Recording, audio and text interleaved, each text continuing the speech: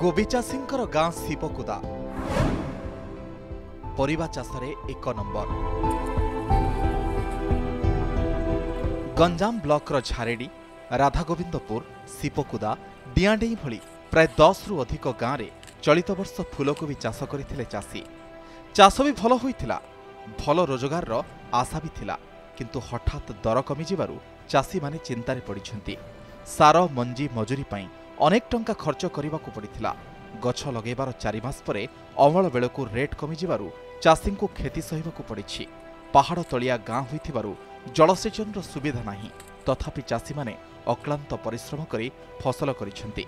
सेही अनुसारे सेमानकू पारिश्रमिक मिलुनथुबारु सेमाने दुख प्रकाश करिछंती। मंजी आमर बहुत रेट 400 500 एबव 600 रोचे 10 ग्राम मंजी की आम ए मूल्य अच्छी 300 झील पिला 350 पुओ पिला 500 600 नौ आम के नगदी करूँ के इनभेस्ट करूँ के लाभ पाइबू। 4 मास है कोबी नगेलु जे एबे कोबी आरंभ होला बेलू रेट नाही। आम आ कोन करू ये कोबी रे नागी नगेइगा बातर गहिला बथार गहिला भल हबार नाही। केते नाग नगुती दुनिया नाग नगुती करलु नगुती मिलिबनी एगा। कोबी 60 टका थला बे एकाथरे बाहरी आसिला 20 22 की आगु आउरी कमी जियो रहियो की टंके 2 टका की पचारियोनी। आश्विन मासरू कोबी बिक्री हेलानी। प्रथमे प्रथमे किलो पिछा 55 रु 60 टंकारे बिक्री होउथला। एबे अदिनिया वर्षारे फूलकोबी फसल नष्ट हो जाइछि। फलरे साग माछ दररे बिक्री होछि कोबी। फलरे चाषी को मिलु नाही परिश्रमर मूल। गंजाम ब्लॉकर जिआरजीपुर एवं सानरामचंद्रपुर पंचायतर लोके प्रचुर परिमाणर परिबा फसल करती। विशेषकर ऋतुकालीन फसल भाव में कोबी चाष करी परिवार प्रतिपोषण करती ए अंचलर चाषी।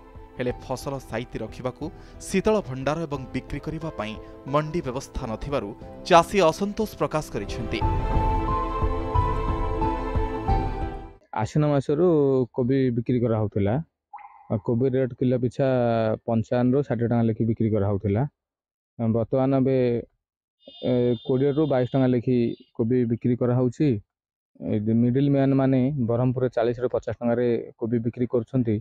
ना चाषी ठीक रेट पाई पारुछि ना खाउटी ठीक रे किनिकी खाई पारुछि। भल होइतिला जे किंतु रेट नै। आगा 60 रे बिका हला, एबे 20 18 इनि बिक्री होउछि। आगु आगु कमी जियो। केते परिश्रम केते पीड़िया औषध लागुछि, हमहु लाभ नै रे। दीर्घ 4 मास धरी बहु कष्टरे फूलकोबी चाष करिबा परे वर्तमान कम दररे व्यवसायी को बिक्री करिबा चाषी को बाधुछि। तेबे केमिति ऋण परिशोध करिवे चाषी ताकु नै चिंतारे पड़िछन्ति। छत्रपुररु भगवान दासଙ୍କ रिपोर्ट, कनक न्यूज।